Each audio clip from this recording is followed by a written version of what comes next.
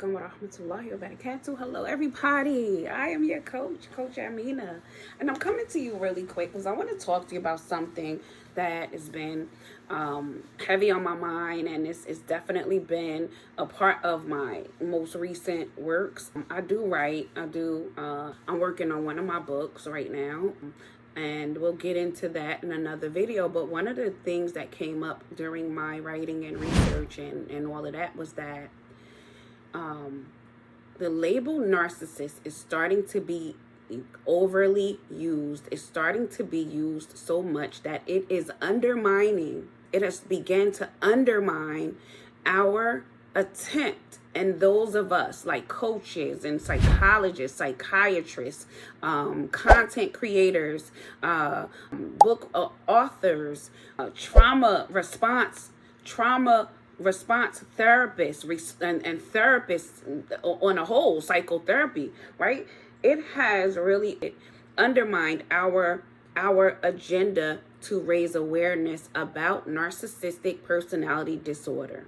We have thrown around and misused the word narcissism so much so that it's not even being taken seriously. And this is one of the most serious topics, the most serious of mental illnesses to have to deal with. It's not just a mental illness. It is a spiritual illness. It is a social illness.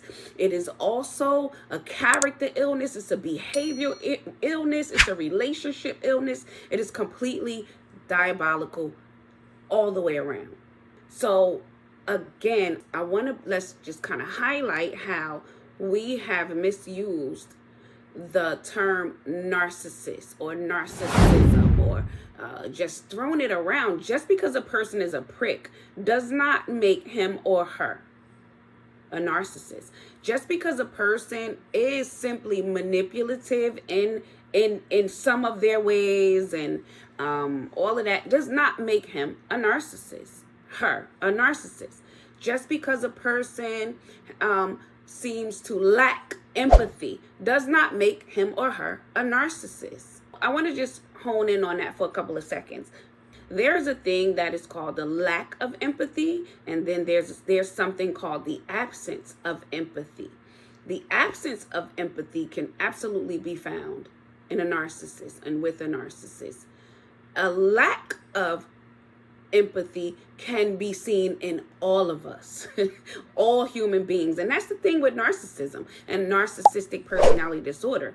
A lot of the things that they have working against them, or that they use as tools within their relationship constructs, a lot of these negative traits can be found in all of us. All of us can become less empathetic. All of us can become can suffer from low self-esteem, from low self-confidence, low sense of worth or self-worth, or low sense of identity. We all can suffer from, again, like I said, manipulation. We all can suffer from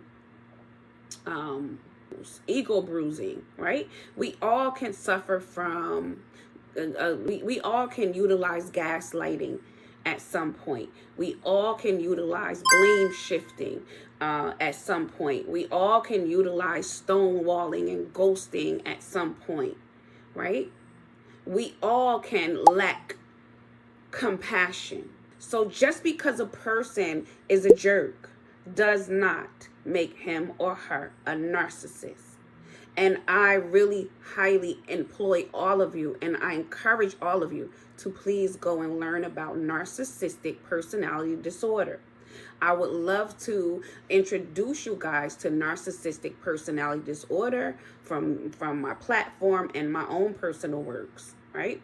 From my own personal experiences. I'm not a narcissist, alhamdulillah, may Allah protect me from that, but I have had experiences with them on a personal level, not just a professional level.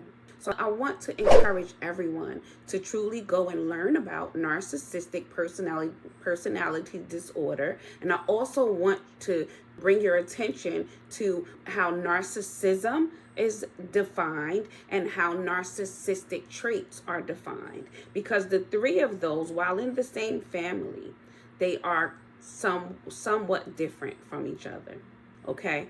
And again, I'm going to finally say this. Narcissism, narcissistic personality disorder has to be diagnosed by a qualified professional. And you and I are not qualified professionals, not unless a qualified professional is watching this video, okay? But myself and a lay person is not a qualified individual, and we are not qualified individuals just because we have had a lifelong experience with what we believe are narcissists, okay? And I'm going to also give you this piece from a psychological or psychology standpoint. Narcissistic personality disorder, some say that it cannot be treated. Definitely there's no cure.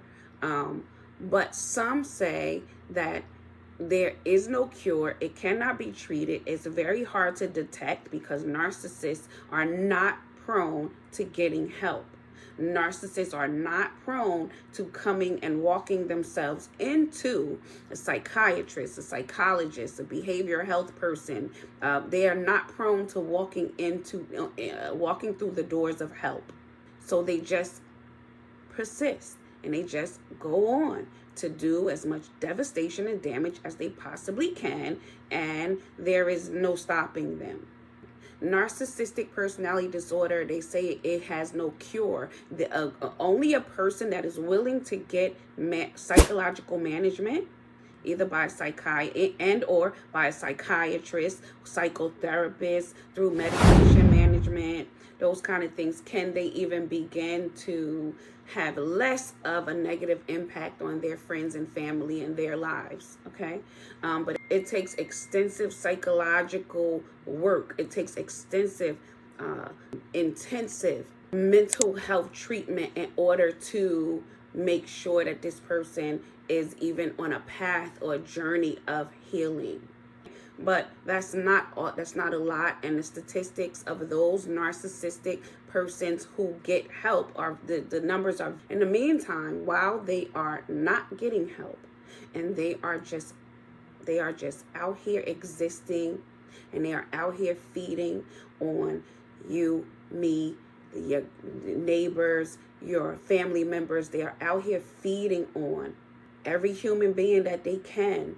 They are creating tons of victims. They are creating people who ultimately end up in crisis, end up in needing long-term psychological interventions. They end up sending their otherwise mentally, emotionally healthy or stable individuals or family members, co-workers. They ultimately can send them into the hospital. They can send them into the hospital. They can send them to an even greater demise, which is ultimately will be even death. So I just wanted to have that discussion with you, and to start now to bringing awareness to the fact that we are misusing the term narcissist, and we are mislabeling people who would otherwise be something less harmful than a narcissist. And let me say this, you being hurt or betrayed by someone does not make them a narcissist. What makes them a narcissist is when they check out on all boxes, when they check out with all of the characteristics of narcissistic personality disorder. A person can have narcissistic traits but not be a full-blown narcissist personality disorder patient. Okay, so I wanted to just take a couple of minutes to let's talk about that for a minute. Let's no longer use the word narcissist to describe a person who has been just a jerk to you, or a jerk to family members, or who's just a class A jerk. Let's not recklessly and haphazardly use narcissism for that. When we use narcissism nowadays, like I said, it undermines the campaign of raising awareness to this diabolical disease. It undermines the work that many professionals are trying to do to put forth information about narcissists. It undermines the work of us trying to keep you guys and ourselves safe from the evil of narcissism. Okay? And it's very important that we start to just call a thing what it is. And you don't know that this thing is a narcissist, so it's better to just say this thing is bad, this thing is evil, if you would like to say evil. You can also call the person toxic or abusive. Those words will never lose weight. Those words, those labels will never go out of style. So when you call a person a narcissist, you almost give them a way out. You almost give them a way out because narcissism is being abused. It's a term that is being abused today. Okay?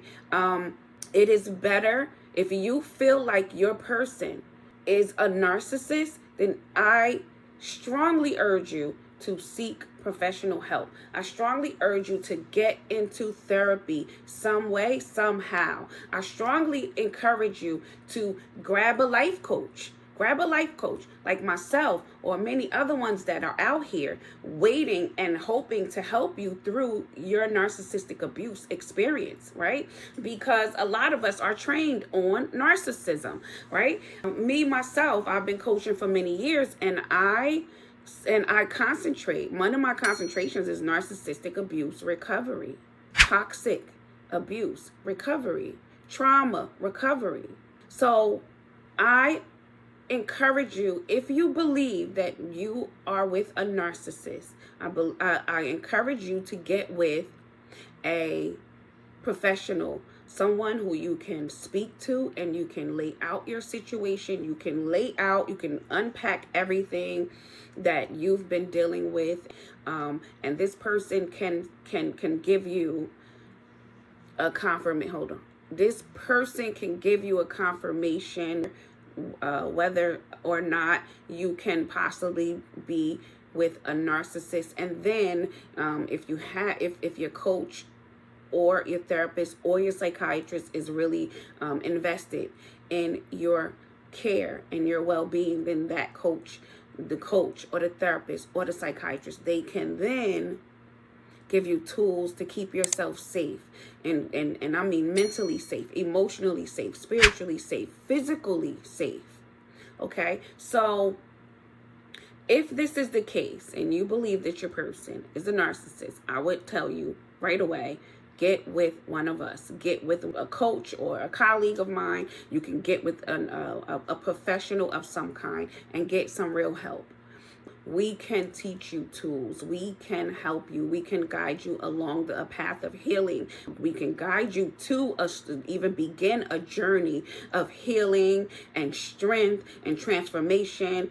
If you feel like you have been with a narcissist and you are under narcissistic abuse attack, okay? So I just wanted to take a few minutes and discuss that really quick. And thank you for listening. And again, I am your coach, Coach Amina.